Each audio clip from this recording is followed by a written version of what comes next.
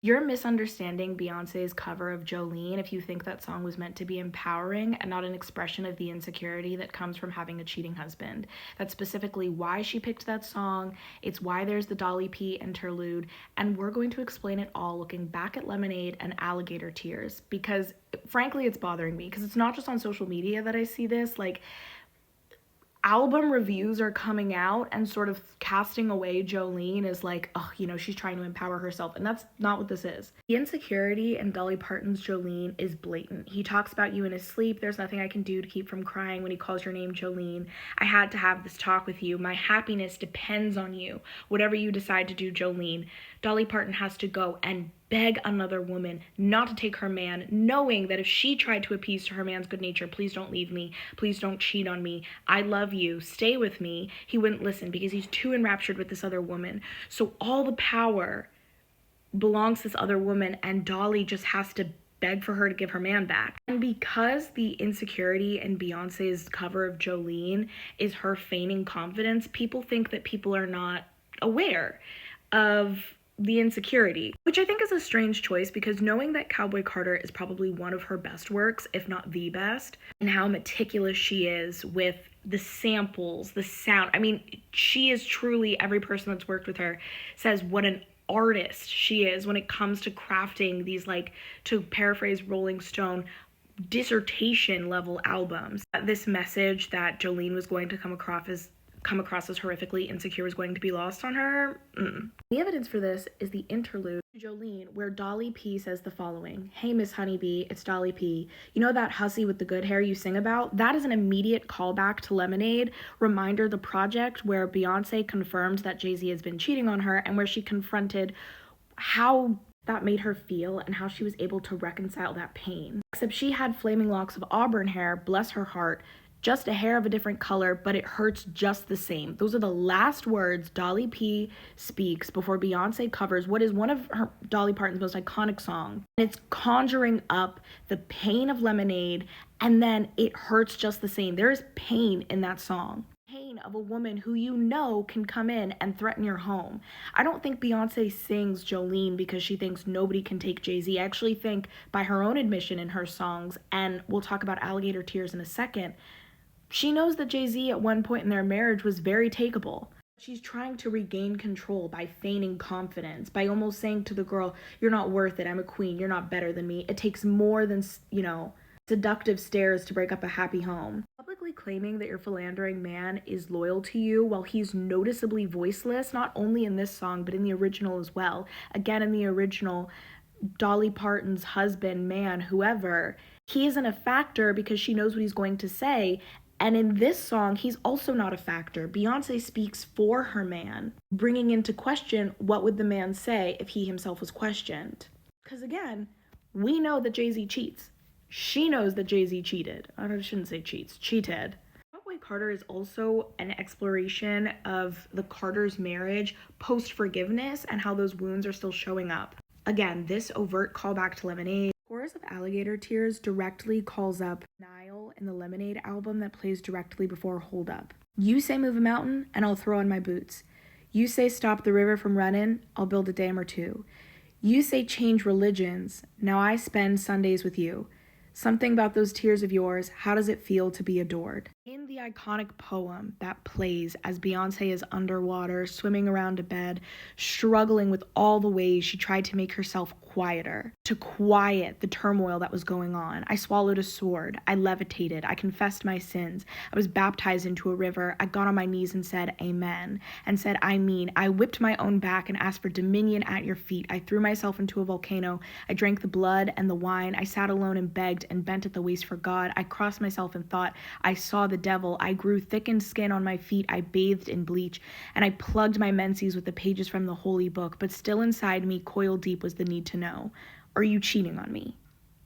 Are you cheating on me? In Lemonade, Beyonce used religious dedication to explain all the ways she had to distract herself in these holy pursuits to ignore the reality that Jay-Z was cheating on her. That's immediately what I thought about when I saw You Say Change Religions, Now I Spend Sundays with You. And also the way that Beyonce has invoked water and African religions and the way that they use water That would have to be a separate video. The way that Water in the visual album of Lemonade held her in this stuck religious place, held her in a place where she was going through trials and tribulations, where she stopped speaking, where she was trying to become as holy as possible, and still could not reject the need to know, are you cheating on me? I think Alligator Tears is about the resentment that she feels, even though she's comfortable in her choice of forgiving Jay-Z. So I think Jolene makes people uncomfortable because she's acknowledging that perhaps she could never trust Jay-Z to go forth and tell women, hey, I'm no longer interested in you. So she has to do it in order to regain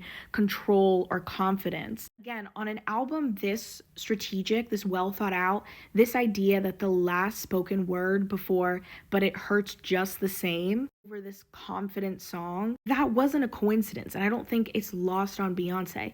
Truly, I think people have an issue with it because she conjures up this like bad bitch mentality. And because Black women are often, and not often, because Black women popularized and coined the term bad bitch, because it's still Black women who are associated with that term the most, we're robbed of this depth and nuance that is not intangible from someone calling themselves that. The idea that Beyonce could not call herself a bad bitch, a queen, and not say that through gritted teeth with tears in her eyes, that it only has to be, we have to take her at this bravado, and then that's her shortcoming, this bravado. Did I explain that correctly? People are attributing Beyonce's posturing of confidence as her actual confidence, and then using that as evidence that she doesn't quite understand the song.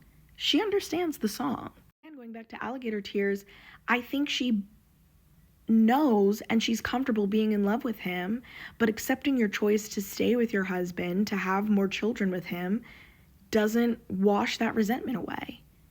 There's a clear resentment that she feels in making all these sacrifices. And honestly, I thought Alligator Tears sounded like it could go on the Lemonade album, which wouldn't surprise me because this song has been sitting in the bank for like 5 years. And also apparently Beyonce, according to her mom, Beyonce just has like a wealth of songs that she's not going to ever release. We don't really know like when they were initially written or perfected. It's so specific of Beyonce to talk about religion and the pain of her relationship from cheating. How incredibly painful to have to address another woman at all. Even if you believe that your husband will say no, and based on the fact that she's speaking for him, there's still that doubt. And I feel like listening to Jolene again after you've watched this video, like maybe you'll understand what I'm talking about. A lot to unpack with Cowboy Carter, and I'm sure there's more I'll discover as I continue to listen and really piece through the album and learn more about the album. These initial reactions about Jolene, again, from social media and music critics alike, it's shocking to me. A woman who is capable of performing this poem, contributing to parts of this poem, performing Lemonade, publicly putting out, I mean, that was her most personal album, is not going to, like 8 years later, turn around and be like, there's actually nothing wrong with my marriage, you can't take him from me. Like, it's deeper than that. I want you to consider that part of what makes Beyonce so great is that she not only plays with music, she plays with the public's perception of herself and throws that back on your head. Also, the last thing, the fact that Dolly Parton got a writing credit on Jolene is because I believe sometime in the mid-70s, Dolly Parton made it like a rule that if you used her song, she got the sole writing credit. I'm sure other people contributed to this song, but ultimately it was cleared and approved by Dolly. And I have to imagine that if Dolly did not see this as honoring her original project and simply taking Beyonce's cultural background and the way that a Black woman is allowed to express her resentment and disappointment into account and turning it into what I still feel is an incredibly, like, it's fun to listen to but painful song, then it wouldn't be on the album. That's all I'm saying. I just finished filming this. Apparently what I have to say is almost 10 minutes long. So if you're still here, I'll see you in a month. I'm taking a little TikTok break. Mwah. Love you. Bye.